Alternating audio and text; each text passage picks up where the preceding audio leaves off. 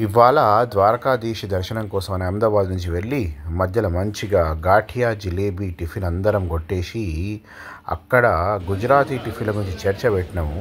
అలా పోహాల చక్కెర ఉన్నదని ఒకళ్ళు లేదని ఒకళ్ళు. మొత్తానికైతే నేనైతే పోహాను సేవ్ తినేసిన.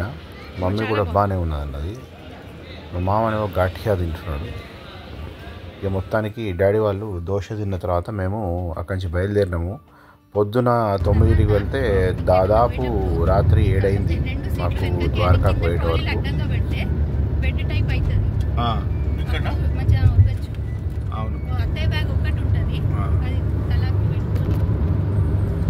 మధ్యలో ఇక ఫుల్ ఎండ ఉండే.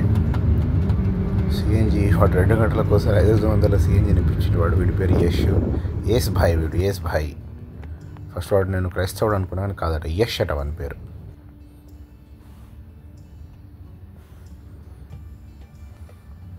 మధ్యలో ఇంకో కార్లకెళ్ళి మా మామ చెయ్యి ఊపిండు. ఆ డ్రైవర్ పేరు కల్పేష్ భాయ్. ఒక ద్వారకా కొద్ది దూరంలో వచ్చింది. ఇక్కడ బామ్మ జ్ఞానోదయం ఇచ్చింది అందరికీ. ఓసారి సౌమ్య ఇచ్చింది.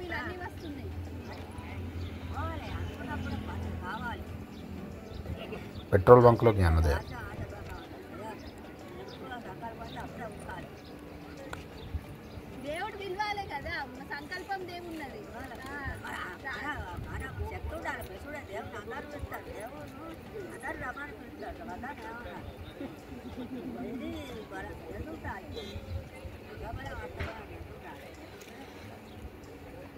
ఇక్కడ మినీ ఫోటో వీడియో తీసుకొని సూర్యాస్తమయం అయ్యేసరికి ద్వారకాపురానికి చేరుకున్నాం.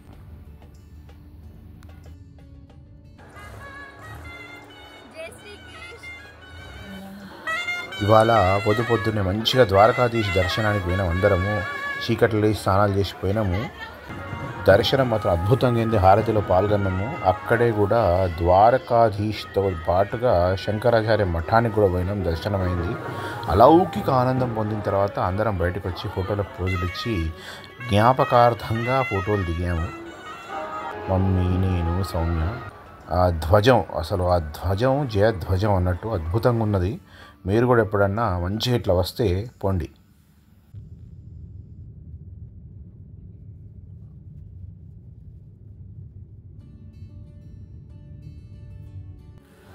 ద్వారకాధీశుని దర్శనం అయిన తర్వాత నాగేశ్వర జ్యోతిర్లింగానికి పోయినాము. ఇది 12 జ్యోతిర్లింగాలలో 10వ నెంబర్. ఇది ద్వారకా నుంచి దాదాపు మాకు 40 నిమిషాలు పట్టింది.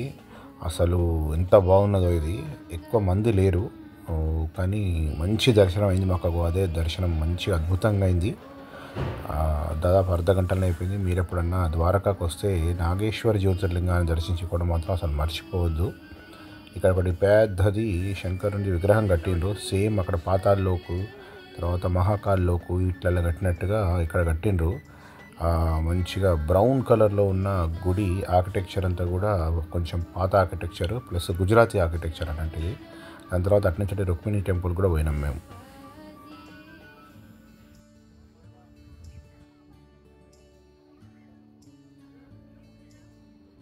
రుక్మిణి గుడి దగ్గర నీళ్ళదానం చేస్తారు.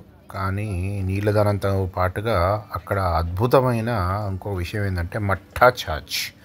ఈ గుజరాతీ భాయ్ సాబ్ సూచే మాజామా అనుకుంటా మంచిగా పుల్లటి రొడ్డుండే మట్టా ఛాచ్లా సెంధనమకేసి ఇచ్చిండు. ఆహా, ఎండకు దీన్ని మించిన రిలీఫ్ లేదు. మీరు కూడా అసలు ఎప్పుడన్నా అవకాశం దొరికితే ఏం తిన్నా తినకుండా మట్టా ఛాచ్ మాత్రం తాగండి. దాని ఎఫెక్ట్ రాగానే నిద్రపోయినాం. మళ్ళీ మాపటికి సముద్రనారాయణుని దర్శనానికి పోయి 5-5:30కు పోయినాం.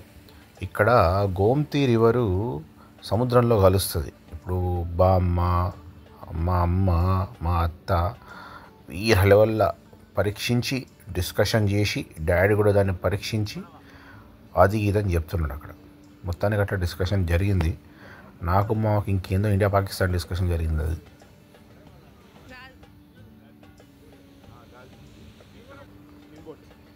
మళ్ళీ ఇక్కడ కూడా జరిగింది. అది పావురాలా లేకపోతే ఇంకేమన్నా డిస్కషన్ అయింది. అప్పుడు కింద అందరు పోయి గోమతి వల్ల ఫైనల్గా నీళ్ళు చల్లుకున్నారు. వాళ్ళ వెనుకోలు అసలు నీళ్ళు కూడా మంచి రంగుల బ్లూ కలర్లో ఉండే కానీ పుల్లగా ఉన్నాయి. అట ఖారా పానీ. గోమతి రివర్కి శాపం ఉన్నది, అందుకని అది అన్ని నదుల లోపల ఈ ఒక్క నది మాత్రమే ఉప్పగా ఉంటుంది. గోమతి రివర్ అంటే అది గంగా ఉపనది బేసిక్గా. ఇక్కడ కొద్దిగా వారుతుంది. ఇక్కడ నదులకి వీటన్నిటికి ఇక్కడ దూర్వాసుని శాపాలు ఉన్నాయి. ఇట్లా మొత్తానికి అందరు చల్లుకున్నారు. చల్లుకున్న తర్వాత చేపలకు ప్రసాదం కూడా వేశారు.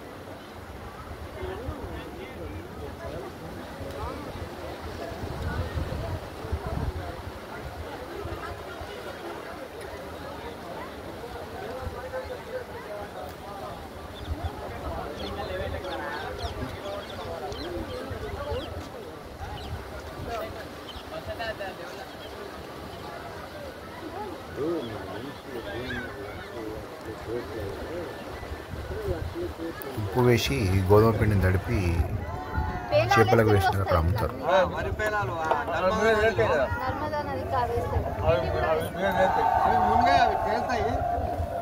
చేపలు పైకి వస్తాయి.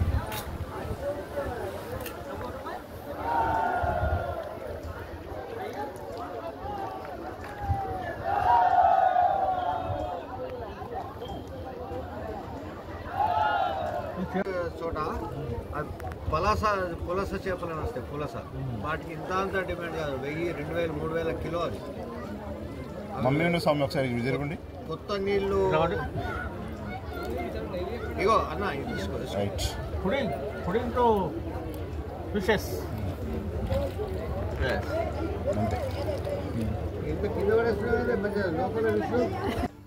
అక్కడనే మేము కొద్దిగా లోకల్ ఫుడ్ ఎక్స్ప్లోర్ చేసినందుకు అటు ఇటు తిరిగితే అది మకాంకి కనబడ్డది.